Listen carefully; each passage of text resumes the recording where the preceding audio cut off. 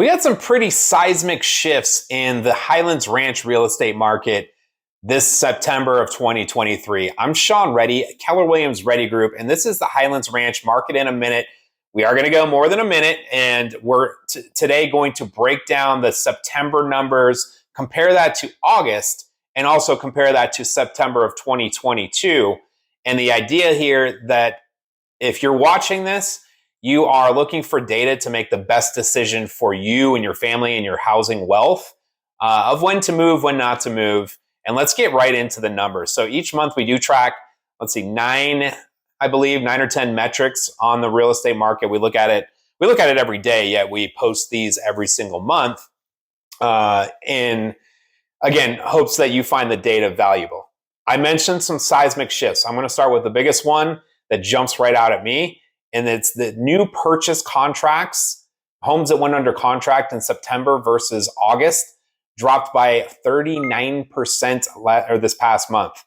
108 homes went under contract in Highlands Ranch in August, only 66 in September. So that is a pretty dramatic shift in purchase activity. And let's address the elephant in the room here. As of recording this on October the 3rd, according to Mortgage News Daily, the average 30-year mortgage is 7.61%. So it's been over 7% now for probably going on 2.5, 3 months. When you have a stretch that long of a number in the sevens, creating that sticker shock, the demand starts waning. And that's what I feel is happening here right now. Let's get into some of the other numbers. Closed sales also dropped pretty significantly, going from 120 in August to just 89 in September. That is a 26% drop. Now, interestingly enough, the average days on market did go down for the homes that did go under contract, going from 27 days to 20 days on average. So that is a 26% decrease. Yet the median days on market, which to me is more of a telltale, jumped up 40%, going from 10 median days to 14. Now, that's still very, very fast. So don't get me wrong, the 66 homes that did go under contract, half of them went under contract in less than 2 weeks. So there is still very strong demand for well-priced and well-positioned homes that look great. Okay, available homes, and this is measured the first of every month. So on, September the 1st, there were 121 homes available in Highlands Ranch for sale. And October the 1st, that number was 165. So that's good for a 36% jump in available inventory.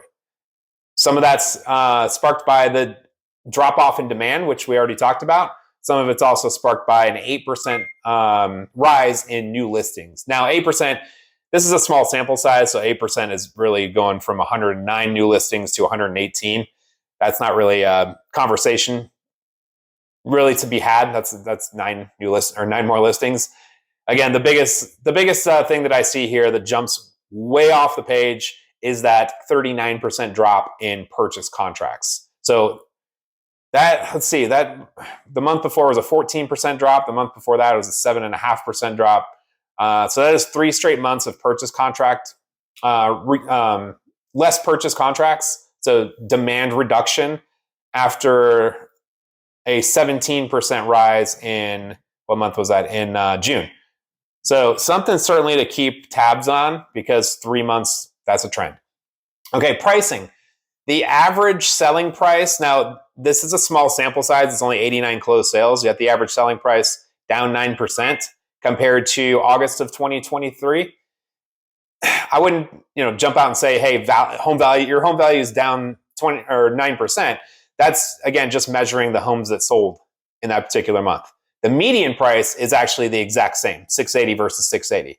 The sold price to list price ratio, this measures the gap between the final asking price of a home and the selling price of a home. That dropped 2.5%, going from 100% the previous month to 98.6.